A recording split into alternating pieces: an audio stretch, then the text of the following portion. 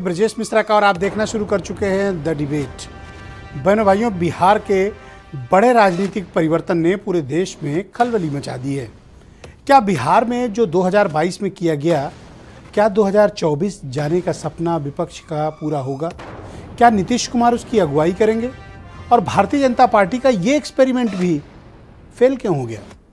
शिवसेना के बाद, अकाली दल के बाद, जनता दल यूनाइटेड जो बहुत ही स्ट्रांग अलाई था भारतीय जनता पार्टी का, उससे उसका साथ छोड़ना ये बीजेपी की साख पर एक बड़ा धक्का है कि क्या कोई राजनीतिक दल बीजेपी के साथ अलायंस में नहीं रह पा रहा है, कोई प्रॉब्लम है बीजेपी के साथ अलायंस में, या बीजेपी ओवर पावर कर रही है।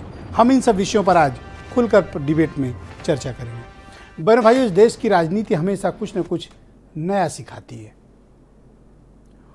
और जब भी कोई बड़े चेंजेस होते हैं तो एक बड़ा संदेश लेकर आते हैं।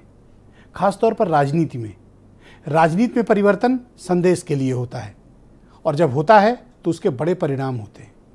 वो परिणाम राजनीतिक रूप से होते हैं और बड़े ही विलक्षण होते हैं। कई बार हिंदी पट्टी के दो राज्य हैं जो प्रयोगों के तौर पर बहुत पॉपुलर हैं और जो देश में हुकूमत के लिए जाने जाते हैं, उत्तर प्रदेश, बिहार। बिहार राजनीतिक तौर पर वो सूबा है जिसने हमेशा दिल्ली को चैलेंज किया है। उत्तर प्रदेश वो सूबा रहा है जिसने हमेशा दिल्ली को चैलेंज किया है। दिल्ली की गद्दी पर बैठने वाले हर बड़े सुल्तान को, बादशाह को, शहंशाह को ये सूबे चुनौती पेश करते हैं हमेशा। तो इस बार बिहार ने चुनौती पेश की है दिल्ली दरबार के समक्ष।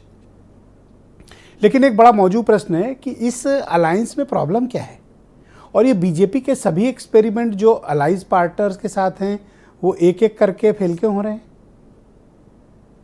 पीडीपी का देख लें, अकाली दल के साथ देख लें, शिवसेना के साथ देख लें या जनता दल यूनाइटेड के साथ देख लें, अलायंस पार्टनर्स एक एक करके बीजेपी से भागते हैं। उसके कारणों की समीक्षा होनी चाहिए। बीजेपी को भी अंतर्मन में ये इस बात को चिंता करने की आवश्यकता है। उत्तर प्रदेश में भी देख लें, ओम प्रकाश राजभर केस बीएसपी उनसे अलग हो गई, आज तक उसका जवाब नहीं मिला है। मसला इस बात का है कि एक एक करके बीजेपी के अलाई उससे दूर हो रहे हैं। बीजेपी को इस बारे में चिंता जरूर करनी चाहिए क्योंकि आपकी सारी ताकत का एक बड़ा हिस्सा आपके अलाइज पार्टनर से आता है जो आपको सूबों में मिलते हैं, जिनकी सेनाओं को आप अपनी सेनाओं के साथ मिलाकर बड़े युद्ध लड़ते हैं, राजनीतिक युद्ध। अगर आपके अलायंस और पार्टनर्स आपसे नाराज़ हैं या आपके साथ कंफर्टेबल नहीं है तो बीजेपी को इस पर विचार करना चाहिए। पहला प्रश्न। दूसरा, बिहार में जो कुछ भी हुआ है, क्या ये 2024 में भारतीय जनता पार्टी को किसी प्रकार की चुनौती पेश कर पाएगा? अभी के लिए जवाब है शायद नहीं, लेकिन भविष्य के गर्भ में क्या छिपा है अभी कुछ कहा नहीं जा सकता। राजनीति में कौन सी घटना कब कौन से बड़े परिवर्तन का संकेत दे सकती है, इसका उदाहरण भी आपको कई बार इतिहास में मिलता है। तो इस घटना का, जो बड़ी राजनीतिक घटना है, इस घटना ने क्या सबक दिया, क्या संदेश दिया? एक व्यक्ति, अचीवमेंट देखिए, एक मामूली घर में पैदा हुआ व्यक्ति नीतीश कुमार, कच्चा मकान, दरिद्रता, अभाव की जिंदगी, लेकिन कठिन परिश्रम, मेहनत, इंजीनियरिंग तक की पढ़ाई की। जिस दौर में पढ़ाई की उस दौर में सामान्य शिक्षा मुश्किल थी, इंजीनियरिंग भी पढ़ाई कर डाली, इंजीनियर बन गए। राजनीति में आए तो बिहार के मठाधीशों की राजनीति खत्म कर दी। एक सामान्य पिछड़े वर्ग के व्यक्ति ने 8वीं बार मुख्यमंत्री, ग्रेटेस्ट अचीवमेंट इसी को तो कहते हैं, और किसको अचीवमेंट कहते हैं? आप अब देश की राजनीति से नैतिकता और नियम कानून इन सब को थोड़ा सा बाहर करके सोचिए, क्योंकि अब ये सब अप्लाई नहीं होते। लिहाजा अब जो देखा जाता है अचीवमेंट देखा जाता है। अचीवमेंट नीतीश कुमार के पास है। उनका अचीवमेंट कई बार लोगों को प्रेरणा लेनी चाहिए। एक व्यक्ति जिसके पास 45 विधायक, हर कोई उसको मुख्यमंत्री बनाना चाहता है, हर कोई। क्या बीजेपी, क्या लालू यादव की पार्टी, क्या कांग्रेस, क्या एमआईएम, हर व्यक्ति तीसरे नंबर का दल।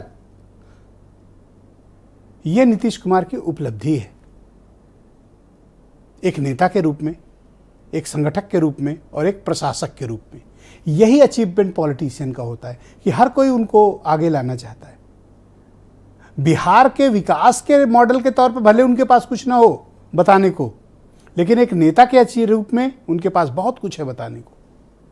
यही कारण है कि बिहार की जितनी भी सोशल इंजीनियरिंग हुई है, नीतीश कुमार हर बार सतह पे आते हैं टॉप बनकर, किंग ऑफ बिहार। लालू यादव को किसी ने रिप्लेस किया है? नीतीश कुमार ने।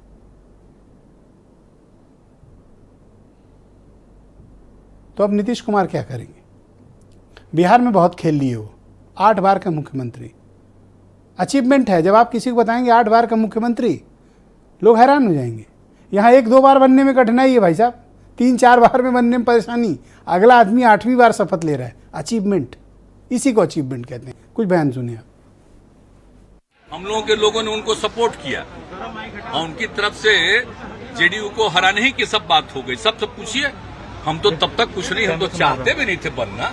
हमको किन्हीं पर कुछ नहीं कहना है। सर 2024 के प्रधानमंत्री पद के उम्मीदवार होंगे आप? नहीं, हम किसी चीज के उम्मीदवार का हम कोई दावेदारी नहीं।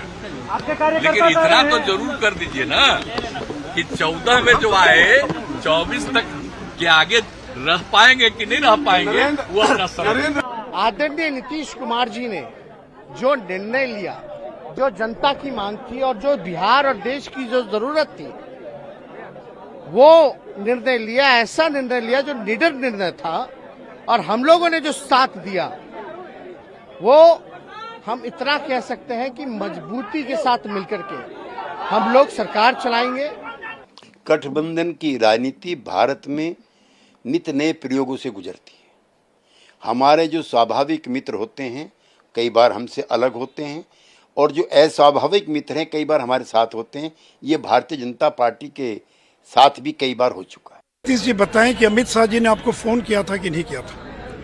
और अमित शाह जी ने फोन किया, और जब उन्होंने नाम दिया आरसीपी सिंह का, तब आरसीपी सिंह मंत्री बनाए गए। और हमको क्या फर्क पड़ता है बीजेपी को उनके पार्टी का कौन मंत्री बनता है? तो बीजेपी ने जितना सम्मान दिया उतना सम्मान कभी उनको राजद कांग्रेस में नहीं मिल सकता है।